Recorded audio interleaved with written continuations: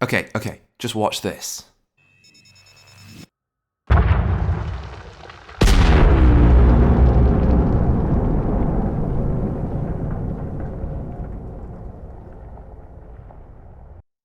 Core mining is so rewarding, both in fun and credits.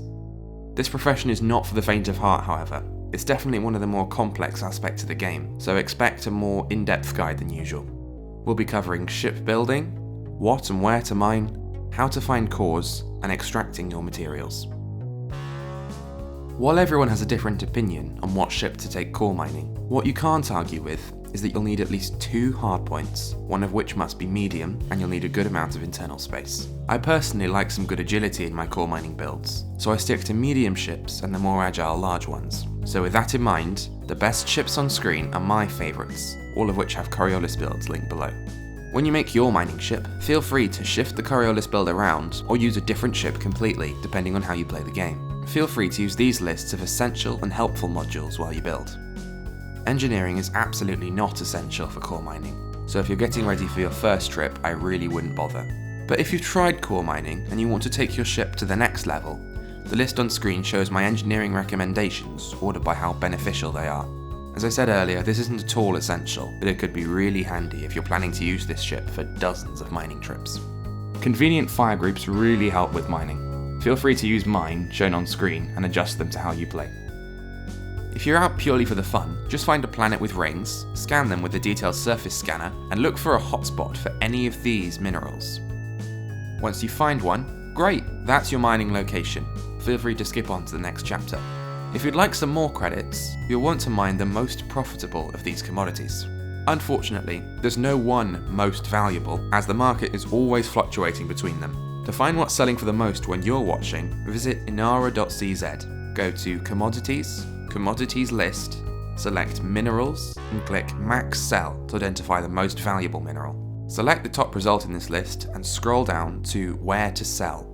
If you find a station with high demand, a recent update time, and a good price, you've found your mineral. If none of these stations fit the criteria, go back to the commodities list and try the second best mineral, and so on. In fact, in the footage you're seeing, I had to go back to the commodities list 4 times to find a mineral with a good sell station. Now, to find a hotspot for your mineral, use edtools.cc. Go to Hotspots, input your current system or your cell system from Inara, choose your mineral from the drop-down list, then hit search. Any of the results below will do fine. This method is my personal favourite, as it gets me enough credits without having to jump halfway across the bubble before I start. Saying that, if you don't mind jumping halfway across the bubble, then hotspot overlaps are an option if you want to get maximum credits. If that sounds good to you, use the same method as earlier to find the best mineral, then I'd recommend using a site called edmining.com to find the absolute best mining location for that mineral. Make sure you stock up on limpets before going any further. Head to your planet and scan the ring with your detailed surface scanner. If there's more than one ring, make sure to scan them all. This will show up all the hotspots in the rings, lighting them up. Find the hotspot for your chosen material. Now is as good a time as any to identify what kind of ring you'll be mining in, as this will be important later. Head to the system map, select your planet, and click on Planetary Information. The ring or rings of your planet will appear in a drop-down menu. If there's only one, there you go, this here is your ring type.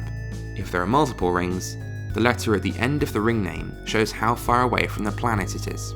So this is ring A, and this is ring B. Go back to your ship to check which of the rings your hotspot is in. Then go back to the menu to confirm what type of ring it is. Note this down, or make sure you remember it. After you've done this, crash into your hotspot. Remember to pick somewhere others aren't likely to go. I like to drop in near the edge of the yellow coloured area. When you arrive, some space pirates will probably spawn alongside you. Let them have a look at you. As long as you're only carrying limpets, they'll get bored after a minute or so and fly off. Once they're gone, deploy your hardpoints, head down into the rocks and fire your pulse wave analyzer. Some rocks will light up in red, orange and yellow. These glowing rocks are the interesting ones we'll be looking at, because our new aim is to find core asteroids. When I first started core mining, this felt like the absolute hardest part. It's something you'll get better at with experience, but I'll do my best to give you a head start. When you find a core rock, it should glow bright yellow in the pulse wave scanner. This does depend on your graphic settings though, so it might be a little different for you. Then there's the shape of core asteroids. In the whole game, there are 4 shapes of rock that contain cores, with 1 for each kind of planetary ring. So in your hotspot, every core rock will look exactly the same as the last. This means that memorizing the rough shape of your core asteroids can help a lot with finding cores, or motherlodes as some miners call them. To help you out, here's some footage of each type of core so you can get used to the shape. Core asteroids in a rocky ring will be quite big and fairly rough, covered in craters. They're fairly spherical in shape, with an extra lump on the side if you see what I mean. Metallic core asteroids will be medium in size, with some angular metallic lumps over the surface. They're also shaped a bit like a teardrop. Core asteroids in a metal-rich ring are very similar to those in a metallic ring. They're medium in size, with lots of lumps and bumps, and are shaped roughly like a teardrop, with a slightly pointier end. Icy core asteroids are also medium in size, covered in cracks, and also shaped a bit like a pumpkin, if you see what I mean. Whatever kind of ring you're in, you'll get a much better feel for it with time. When you find a rock that you think might be a motherlode, fire a prospector limpet at it. If you see core detected in the bottom left panel, then you found a core. Pat yourself on the back. Or don't, whatever you fancy. Fly around the rock a bit to get used to the shape. Every other core in the hotspot looks exactly like the one that you've just found. Also, you might notice that the core you've found contains a different material to the hotspot's name. But for your first few trips, I'd suggest that you blow the rock up anyway, purely for the practice. Some forewarning here, this section can be a little confusing, and there's a time limit to deal with as well, so I'd recommend that you watch this chapter all the way through before going any further in-game. First, we need to understand how the seismic charge launcher and fissures work. If you go to your seismic charge launcher fire group, you'll notice that the hardpoint has a 3-segment bar on the HUD. This bar fills up the longer you hold the trigger. Each segment means a different strength of charge. 1 segment means low charge, 2 means medium, and a full 3 segments means a maximum strength charge. Now, fissures. If you look at the rock and target the V-shaped icons, or just check in the contacts panel, you'll see asteroid fissures. You'll be firing seismic charges into these in order to blow up the rock. Each fissure has a strength shown in the bottom left menu. It can be low, average, or high. Your aim later on will be to do the perfect amount of damage to the core, which is why both the fissure and charge have a strength rating. If you were to hit a low strength fissure with a high strength charge, that would do a load of damage to the rock, whereas if you hit a high strength fissure with a weak charge, you won't do much damage at all. Once you vaguely know what you're doing, fire your first seismic charge into a fissure. The minigame and 2-minute timer will begin. If you look at the top right of your screen, you'll see a graph has appeared. The aim is to do enough damage to get the bars in the middle or optimal section. If you don't do enough damage, the rock won't blow up. If you do too much, the explosion will be violent and you won't get nearly as many chunks of your material. Use your pitch and vertical thrust to move around the asteroid, targeting fissures and firing charges into them according to their strength. If you accidentally do too much damage, go to the contacts menu, find a fissure you've put a charge in, and press disarm. After a few seconds, the damage that seismic charge did will be removed from the graph. This part will probably be tricky at first, and you'll probably end up losing a few rocks, but that's fine. By your 3rd or 4th motherlode, you'll probably have it sussed out.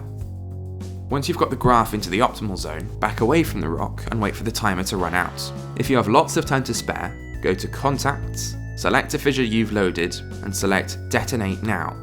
You can relax. The time pressure is over. Back away from the rock some more if your shields are on the weaker side, and get ready for one of the most satisfying moments in the whole game. I'll shut up so you can hear it properly.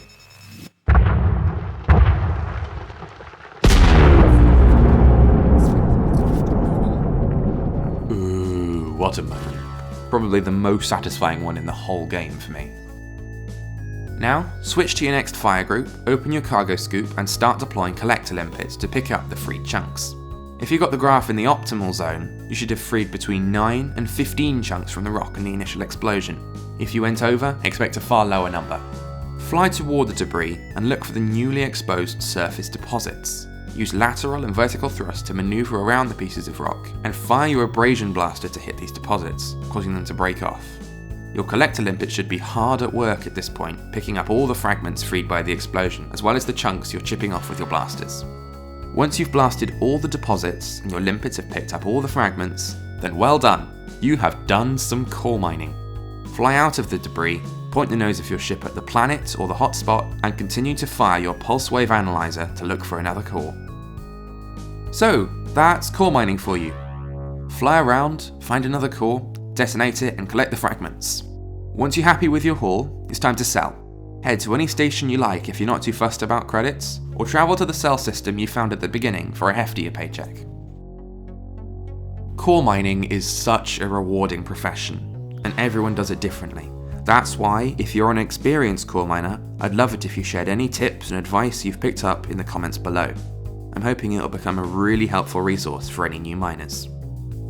Expect next week's guide to be a little different in topic.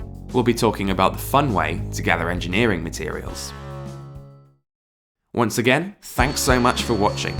Hold on to your space legs and make sure you remember your limpets.